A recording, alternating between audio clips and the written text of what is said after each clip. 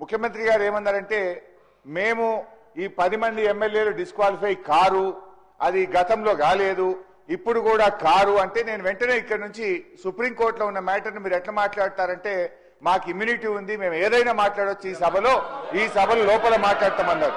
అయితే I'm quoting అధ్యక్ష, page number 1021, discussion on sub judice matter. Members cannot refer to any matter of fact on which a judicial decision is pending. Adevidanga chapter 18, Parliament and Judiciary.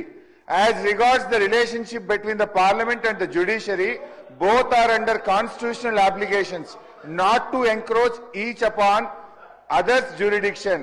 In this respect, Article 121 provides that the conduct of a judge or a Supreme Court or High Court cannot be discussed in Parliament except upon a motion for presenting to the President praying for the removal of such judge.